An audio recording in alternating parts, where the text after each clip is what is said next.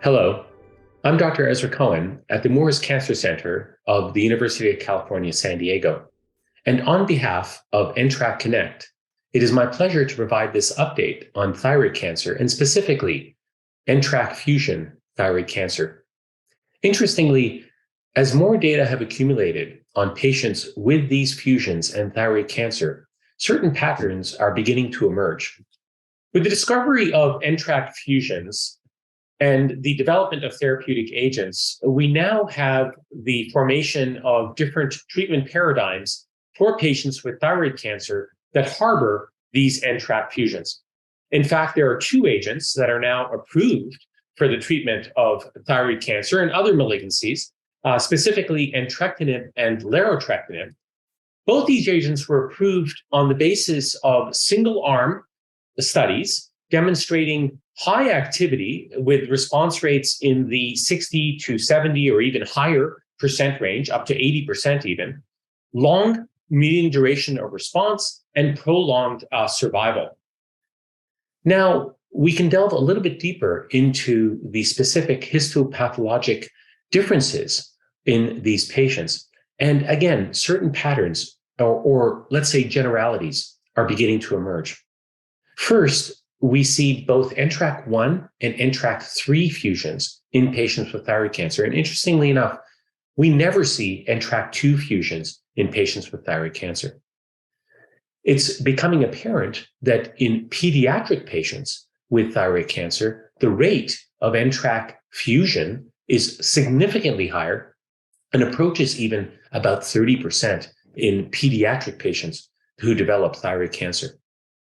Interestingly, we see NTRK fusions in both papillary and follicular variants of thyroid cancer. And so it's important to remember that this testing should be done in all patients who present with differentiated or anaplastic thyroid cancer.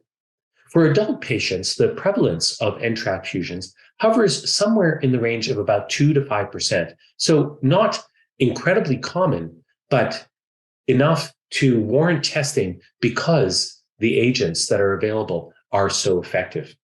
Interestingly, at the recent American Thyroid Association meeting, data were presented on larotrectinib in patients with both differentiated and anaplastic thyroid cancer.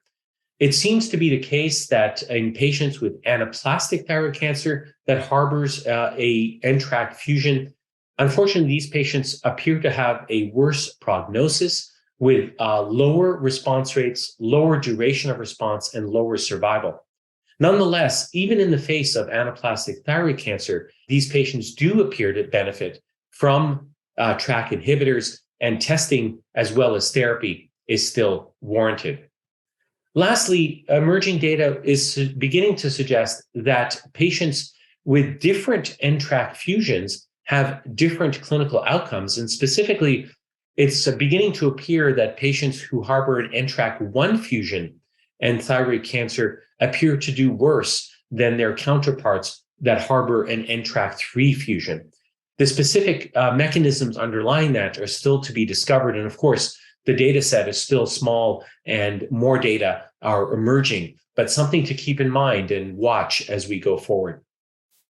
Therefore, in conclusion, we do have now 2 TRK inhibitors that are available and approved in multiple jurisdictions for patients with thyroid cancer that harbor an NTRK fusion.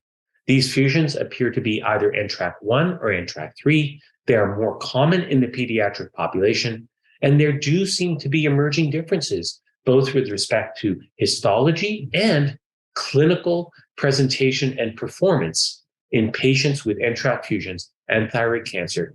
And for more details on this, please go to the NTRK Connect website to see the full slide deck and the update on the recent data. Thank you very much.